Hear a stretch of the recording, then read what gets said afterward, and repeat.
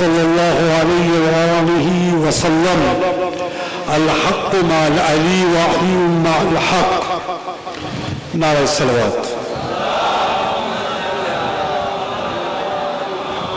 अजीज़ो अल्हम्दुलिल्लाह व शुक्र যে পরওয়ারদিগারে আলম আমাদেরকে সেই তৌফিক দিয়েছেন যে আজ স্মরণীয় কারবালার সেই ঐতিহাসিক খামসা যেটি বিমারে কারবালা ইমামে জাইনুল আবিদিন আলাইহিস সালামের শাহাদত থেকে মনসুব সেই খামসার আজ প্রথম মজলিস এবং এই মজলিসটি যেমন তেমন জায়গায় বসে সিদ্ধান্ত নেওয়া হয়নি। আপনাদের মনে আছে যে একবার আমি ও আমার বড় ভাই মহরমের সময় কারবালায় গিয়েছিলাম এবং এই এলাকার আজাদার ও মুমিনিনরা তার জন্য অনেক দুঃখ প্রকাশ করেছিলেন যে আপনারা দুই ভাই চলে যাচ্ছেন, তার অনেক কারণ ছিল, কিন্তু আলহামদুলিল্লাহ সে কারণ আর নেই। ঠিক 8 মুহররমের রাতে আলমদারে কারবালা মওলা আবুল ফজল আব্বাসের হারমে বসে রওজায়ে মুবারকের কাছে বসে সেই দিন আমার সঙ্গে শাকচুরার দুজনার কথা হয়। তারা খুব কাতর হয়ে এই মহরমের বিষয় বলেছিল। তা আমি আমার মরহুম বড় ভাই সৈয়দ আব্বাস আলী জায়দি সাহেবের সঙ্গে বলছিলাম যে মনে হয় আমরা একটা ভুল করেছি, দুজনকেই আসা উচিত হয়নি। উনি বললেন না, ঠিকই হয়েছে। সেই মুহূর্তে আমি বললাম ঠিক আছে, যখন মহরমে থাকতে পারেনি তা এবার 5টি মজলিস স্মরণীয় কারবালায় 72 তাবুদের করব এবং এই মজলিসটি মওলা ইমাম সাজ্জাদ আলাইহিস সালামের নামে ওনার শাহাদাতকে অনুসরণ করে করা হবে। উনি তখন এক কথায় রাজি হলেন। তখনই আমি ওখান থেকে এখানকার ডেকোরেটর স্মরণীয়ার তরিকুল হাজি সাহেবের ফোন করি এবং বলি আমার যাবার আগে যেন রেডি হয়। তা আলহামদুলিল্লাহ এমন একটি জায়গায় এই সিদ্ধান্ত নিয়েছিলাম যে তারপর থেকেই এই জায়গার রওনাক আরো বেড়ে গিয়েছে এবং সেই সিলসিলা চলছে। বিগত 16 বছর এই 72 তাবুদের দায়িত্ব এবং বিগত 20 বছর এই কারবালার দায়িত্ব পালন করছি। সকলেরই সহযোগিতায় এই অবধি আলহামদুলিল্লাহ যতটুকু পেরেছি সেটি আপনাদের সামনে আছে। আঞ্জুমানে 72 শহীদানে কারবালা এই এলাকার দক্ষিণের সমস্ত গ্রামের যুবকরা আগে এসেই সহযোগিতা করেছে এবং এই কারবালার হেফাজতের জন্য বিশেষ করে ঘুনারবন, ঘুনি, গলাটি, সুন্দরিয়া, হরিপুর, শাকচুরা ও স্মরণীয়ার কিছু ব্যক্তি নিজের প্রাণ হাতে রেখে আলহামদুলিল্লাহ এই কারবালার হেফাজত করেছে। আজ তার পরিণাম আমরা সকলেই দেখছি। কিন্তু ওই সময় শত্রু শরীফ ছিল। নিশ্চয়ই আপনারা শুনেছেন হামাসের সবচেয়ে বড় নেতা শহীদ ইসমাইল হানিয়াকে ইরানে শহীদ করা হয়েছে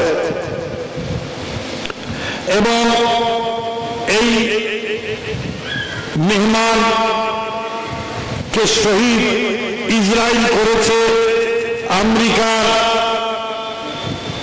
ইশারায় করেছে, কিন্তু ইরানের ভিতরে থাকা মুনাফিকদের সহযোগিতায় করতে পেরেছে। তাহলে মুনাফিক মানে কি? মুনাফিক যে কোনো ব্যক্তি হতে পারে, যে কোনো ফেরকার ভিতরে হতে পারে। শুধু মুনাফিক যে মনে করবেন আহলে হাদিসদের ভিতরে, হানাফিদের ভিতরে না, বলকে এই কালো জামা পরা ব্যক্তি মুনাফিক হতে পারে। আর এরা মুনাফিক সব জায়গায় পাবেন, কেননা মুনাফিকের দুটি চেহারা থাকে, সামনে একরকম, পেছনে আর একরকম। আর এরকম মুনাফিক কে দায়রা পরস্পর বাড়তেই রয়েছে। রাহমাতুল আলামিনের মতো নবীর আশেপাশেও মুনাফিক জড়ো হয়ে গিয়েছিল। হ্যাঁ, এবং সেই জন্যই তো আল্লাহ কালামে মাজিদের ভিতরে সূরা মুনাফিকুন নাযিল করে। শুধু তাই নয়, মুনাফিকরা তলোয়ার নিয়ে আসে না, মুনাফিকরা লাঠি নিয়ে আসে না।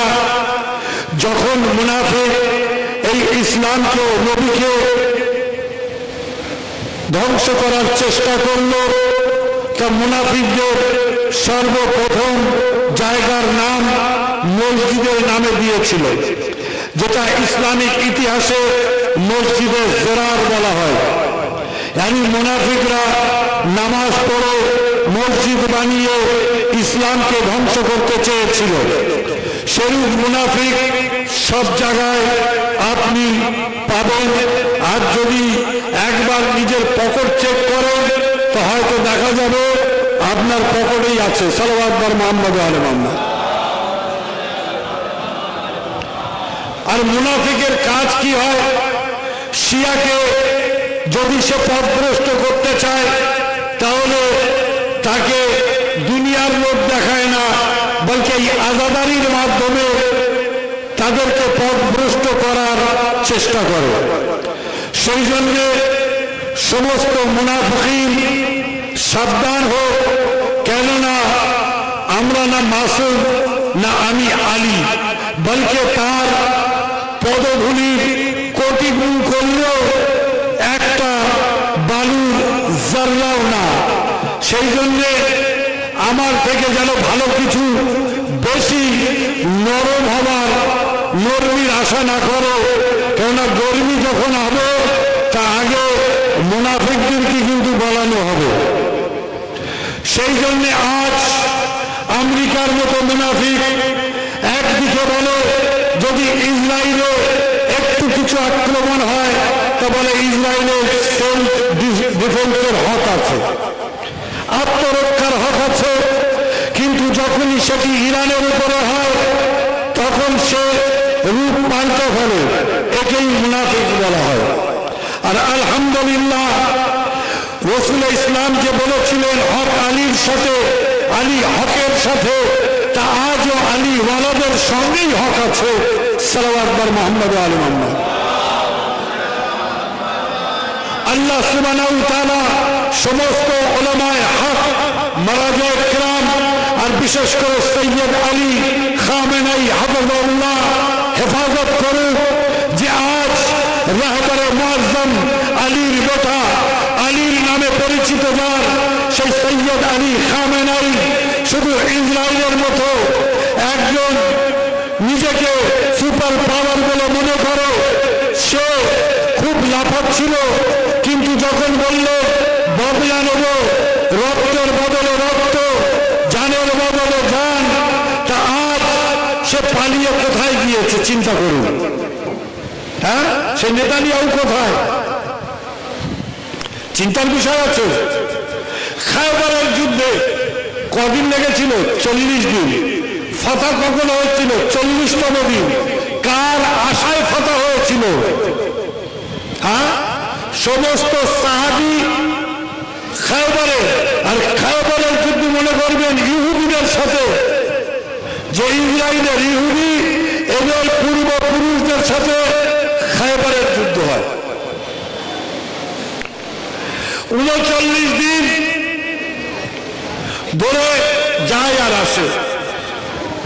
আদব ও এহতেরামের জন্য আমি বলবো না কি হয়েছে, গিয়েছে আর চলে এসছে। ওদিক থেকে মারহাব বার হয়, এদিক থেকে চলে আসে। মারহাবের তিনটে ভাই ছিল, মারহাব, হারিস, আনতার, আর তিনজনাই বাহাদুর ছিল। বোঝা গেল? মারহাব যেই বাইরে বার হতো, যার হাতেই আলম দিয়েছে সে, আর সঙ্গে যারা ছিল সবাই চলে এসছে। 40তম দিন আমারও আপনার মৌলা শেরে খোদা আলী মুর্তজা গেল, ফতহ করলেন। আমি খুব শর্টে বলছি, কিন্তু বোঝা গেল যতই দেশ থাক, আলীওয়ালার দেশ একটি, সেটাকে ইরান বলা হয়। আর আলীর মান্যওয়ালাদের গ্রুপ, যেটাকে হিজবুল্লাহ ও হৌতি কাতায়েবুল হিজবুল্লাহ ফাতিমিউন ও জামানুন বলা হয়। আজ 56টি দেশ নাকি শুনেছি ইসলামী, ওই 39 দিন মতো খবর, কিন্তু আজ দেখুন বলেছে শুধু হামলা করা হবে। ওই দিন খায়বার ছেড়ে পালিয়েছিল ইহুদিরা, আজ নেতানিয়াহু তেল আবিব ছেড়ে ইয়েরুশালেমে মাটির তলায় গিয়ে নেতৃত্ব দিচ্ছে। আর এক সৈয়দ জাদা, হ্যাঁ, সে আজও সেইরূপ ভাবে রুখে দাঁড়িয়ে আছে। তাহলে পাওয়ার বুঝলো, শক্তিকে বোঝো, ইমানের তাকতকে বোঝো। সেই কওমের আমরা আছি, আমাদেরও সেইরূপ ভাবে জানতে হবে, বুঝতে হবে, এবং এর পাশাপাশি সাবধান থাকতে হবে। শুধু ইবাদত করলে হবে না, শুধু মাতম করলে হবে না, বলকে হুসাইন কোন উদ্দেশ্যে কোরবানি দিয়েছেন সেটাও জানতে হবে। সেই জালিমের বিরুদ্ধে রুখে দাঁড়াবার নাম কারবালা, মাজলুমের পাশে থাকার নাম কারবালা। তাহলে আজ যদি জালিমের পাশে থাকে কেউ, তা সে ইয়াজিদি আছে, আর যদি মাজলুমের পাশে না দাঁড়ায় তাও সে ইয়াজিদি আছে। সালাওয়াত বার মুহাম্মদ। বাস আজিজো, আমি আমার ইজ্জতমান মেহমান হুজ্জতুল ইসলাম ওয়াল মুসলিমিন জনাব আব্বাস আলী খান সাহেব কেবলা, আলী আব্বাস খান সাহেব কেবলার কাছে অনুরোধ করব, আপনি মেম্বারে আসুন এবং ওনার ইস্তেকবালের জন্য